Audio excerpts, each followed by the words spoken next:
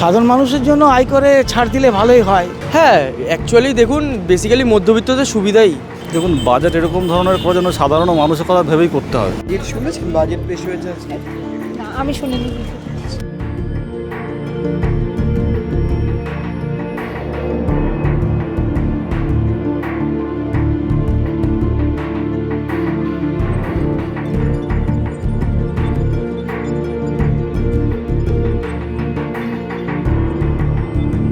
আপনি কি বাজেট শুনলেন? অনেকেই উত্তরে বলবেন না, কিন্তু এই বাজেট দিয়ে আসলে নির্ধারিত হয় দেশের অর্থনীতি, আপনার আমার ভালো থাকার কথা। আর এখানেই উঠে আসছে মধ্যবিত্তের জন্য কর ছাড়ের সুবিধা। শুধু কর ছাড় নয়, স্বাস্থ্য থেকে শিক্ষা, একাধিক ক্ষেত্রে নানান কিছুর ঘোষণা করেছেন দেশের অর্থমন্ত্রী নির্মলা সীতারামন। কিন্তু এই বাজেটের পর আসলে কি সুবিধা পাবেন সাধারণ মানুষ, কি বলছেন জনতা, শোনাবো আপনাদের। দেখুন, আমার যেটা প্রথমেই মনে হয় যে বহু বছর পর 2-3 বছর পর আমরা যেটা আশা করছিলাম যে বাজেটের ক্ষেত্রে মধ্যবিত্তদের জন্য ছাড় দেওয়া হবে, এবং সেটা হয়তো এতদিনে এসে কোনোভাবে আমাদের প্রধানমন্ত্রী যে 2047-এর যে ভিশন, সেটার দিকে হয়তো এক ধাপ করে এগোলো। এতদিন মধ্যবিত্তের কথাটা হয়তো এতটা ভাবা হয়নি। এবং কিছুদিন আগে একটা দেখছিলাম একটা রিপোর্টে, যেখানে সাধারণ যারা ট্যাক্স পেয়ার, তাদের যে অ্যামাউন্ট অফ ট্যাক্স পে করছে গভর্নমেন্টকে, তার থেকে কর্পোরেটের ট্যাক্স অনেকটা নিচে নেমে গেছে।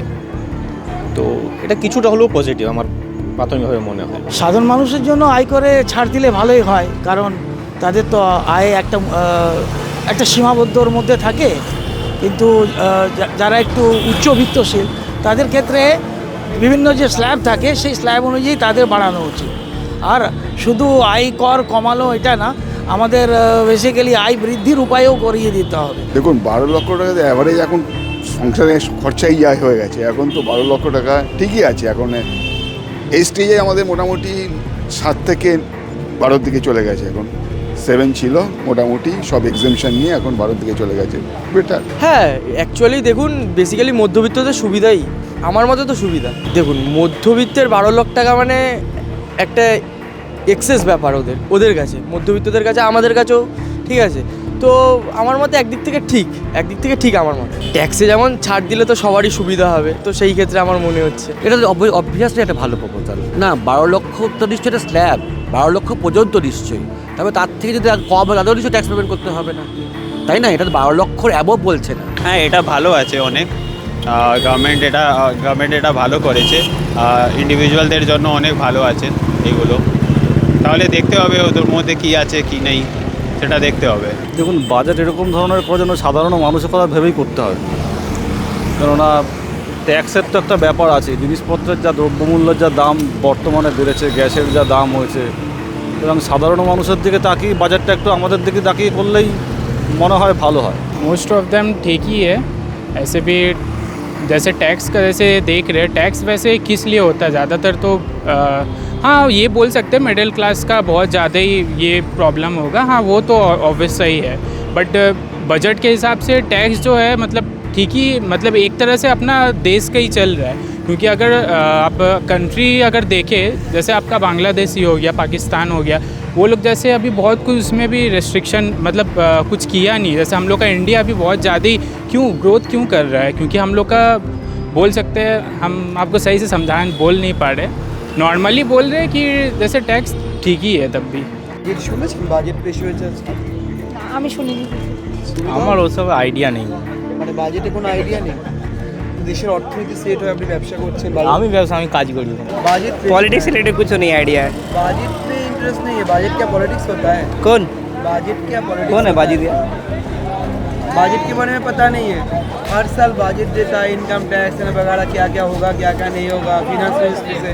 आपको पता नहीं है? नहीं भैया, आइडिया नहीं, अपन ऐसे ही है, खाली नहीं आइडिया है सही में। बाजेट के बारे में आइडिया नहीं है। आपका आइडिया है बाजेट के बारे में?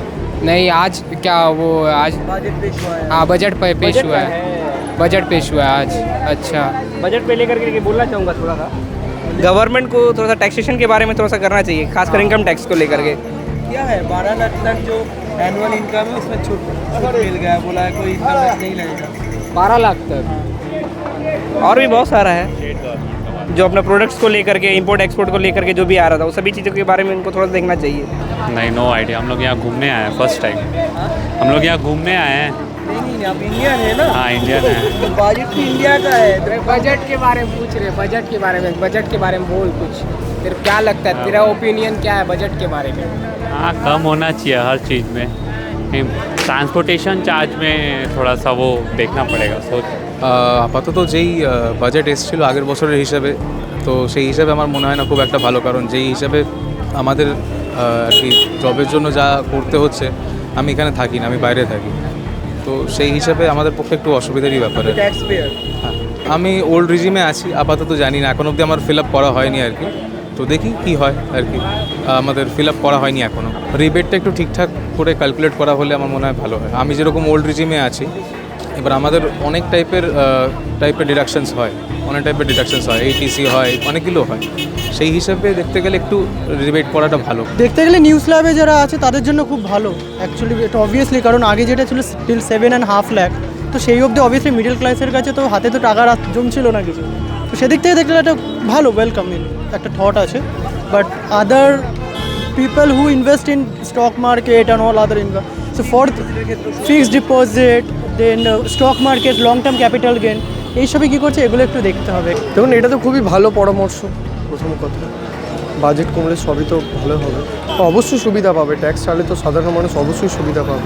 না, ঠিকই আছে, কিন্তু এখন ঘটনা হচ্ছে আমরা তো সাধারণ পরিবার থেকে বসবাস করি, তো এখানে একটা মানুষের বছরে 12 লাখ টাকা রোজগার, এটা কতজনের আছে?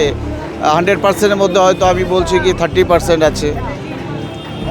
তো এই জায়গায় ট্যাক্সটা ছাড় দেওয়াটা আমার মনে হয়নি যে খুব একটা ভালো কিছু হয়েছে। ঠিক আছে, বাজেটের চেয়ে ফুচকা আগে, আবার কেউ কেউ বলছেন যে বাজেট বক্তব্য শোনার চেয়েও তাদের কাছে ইম্পর্টেন্ট কেনাকাটা করাটা। কিন্তু কেউ আবার কর কাঠামো নিয়ে যেমন প্রশ্ন তুললেন, তেমনই নির্মলা সীতারামনের পেশ করায় কল্পতরু বাজেট নিয়েও নানান প্রশ্নের কথা বললেন সাধারণ মানুষের একটা বড় অংশ। ক্যামেরায় সুমনের সঙ্গে রমেন দাস, সংবাদ প্রতিদিন .in।